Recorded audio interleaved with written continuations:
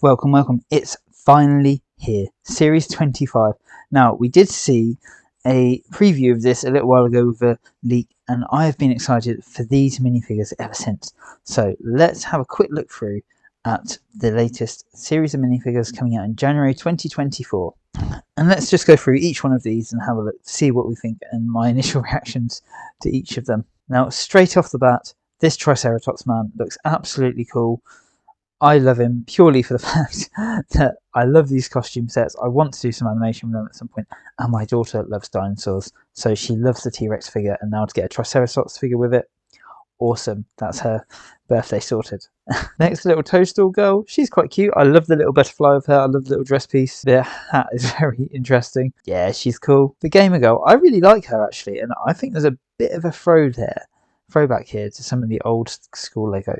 So I love the RGB keyboard and mouse. That is awesome.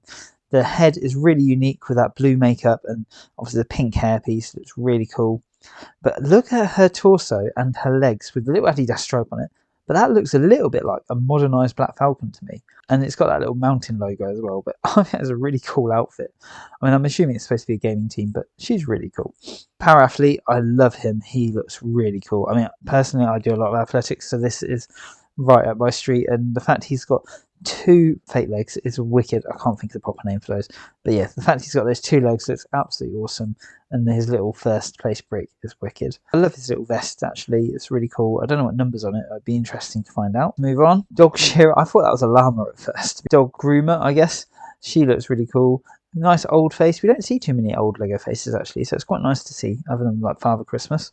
So it's quite nice to see her. I think her headpiece is quite interesting. I can't work out if she's got a different colour in her hair at the back. I think that's a new dog piece as well, which is really nice to see. If you do collect all the animals, I know I've got a few. I'm far from collecting them. The train boy. He looks really cool. I love this. I remember the boat one. I wasn't too sure about it, and then I got it, and I actually really love it. And the train looks really cool. It's got 25 on it, so I'm assuming that's another train anniversary or something like that. Really cool. I love how they've used the little plume for smoke on that one, although it's kind of going the wrong way. I assume it'll hit his face if it goes the other way. It looks like a nice little build. I love the fact he's got an eye patch and glasses. My mum actually had that when she was a kid, so it's a really cool face print, and I really like that. And his little hat, little train driver hat, that's cool. Gym bunny, she looks awesome.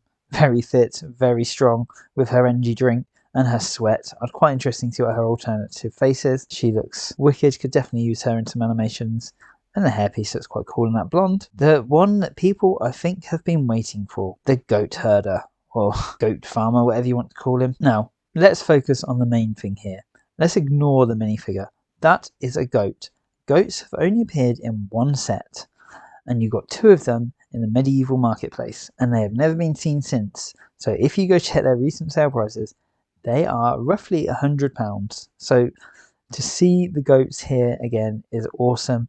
I am definitely going to be getting a few of them. I've been trying to get farm animals actually for my castle scene that I'm making up, that I'm going to show videos of soon. So if you haven't, check out my Lion Knights castle build and then wait and see what I'm going to do with it next, which is probably a good point. If you are liking this video and you like my content, please hit that subscribe button, like this video, and let's just try and get this channel blowing up, because I'd love to get more and more views, because I love my stop motions and I love my little videos. So please hit that subscribe button. Anyway, back to the goat herder. I love the fact he's got that little classic forestman's bit just under his neck. I'm not quite sure what that's called. And he's got his woolly gilet on as well, which is, I'm assuming, from the goat wool. And the legs are really cool. Little money pouch on and a string belt. Obviously he's got patches on his arms. I love it when figures have arm printings. We don't get it too much, but when they do, it's always awesome. So I'm gonna probably adapt him to be in a medieval scene. I think he'll fit quite well.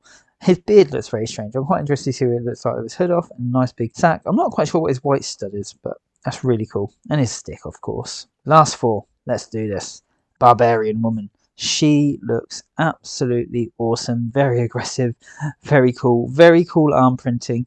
And I love the dual. A lot of these figures have got dual leg printing, and they've got different printing on the legs. So it looks like Lego are trying something a bit new here, a bit more print on the legs, which looks wicked. I love her sword. I don't think I've seen that sword before. I'll have to check, but it definitely looks like a new sword to me. Again, like I said, the arm printing, the face printing with the war paint, and that hairpiece with the headband on. She looks absolutely wicked. I'm looking at this series and I'm thinking there's a fair few I'm going to get multiples of. I want to build up different characters for the various medieval scenes I'm doing. Fish Detective Man. I'm not really sure what he is, so if you know, let me know in the comments below. He obviously looks to me like a black and white detective, like a Sherlock Holmes, but a very old school style one. But then I'm not sure what the red fish is. I have no idea what this is from, or if this is from an old Lego set. He looks cool. He's probably, for me, the most disappointing figure in this set. He looks really good, but I just don't know. I don't know where I can use him. I could put a normal face on him. I'm just not sure what he is quite.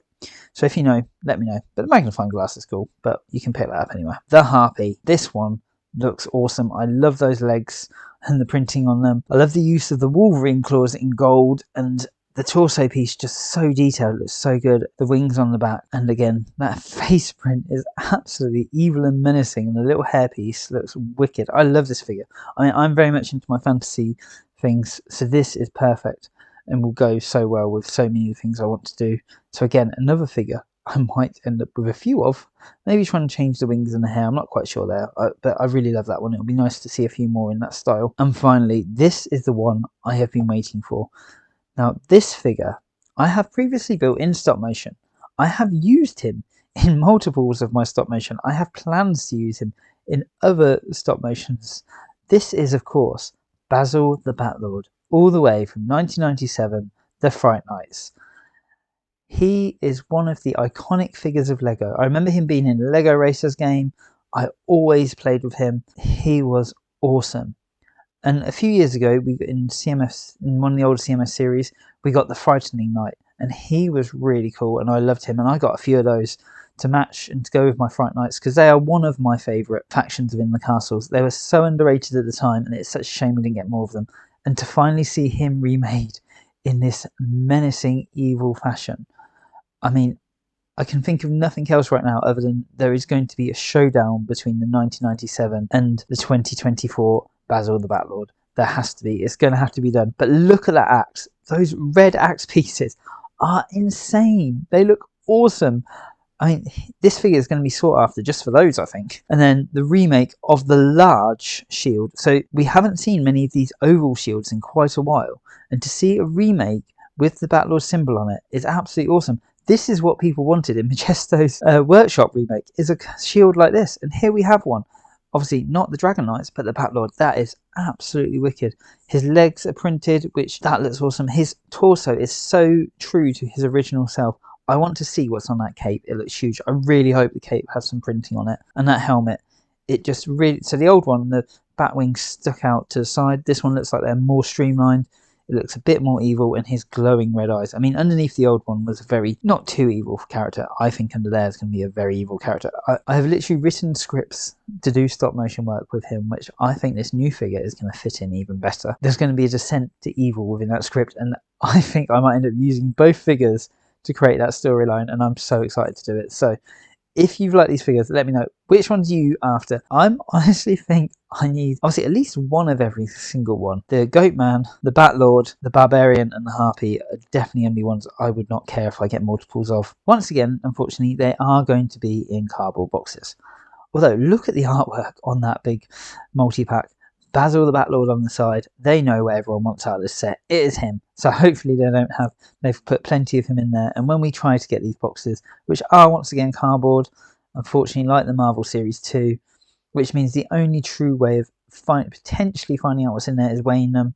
But as we've seen by other videos, there is definitely a problem with the weight's not always being the same. I might do a video on that. I might well buy a set of scales and try and get some of these, because I really want Batlords, and I imagine he's going to weigh quite a bit with all those pieces. I will be making all of these in stop motion as soon as I get them, so keep your eyes out for that. And if you haven't already, check out my creations of the series 23 and 24s that are on the channel somewhere, plus the Harry Potter, plus the Marvel, and I can't remember what other ones I've done, but I love doing these minifigures, and I release a minifigure every day in shorts and on TikTok, so please go check those out. And I'll see you all again soon. Don't forget to subscribe.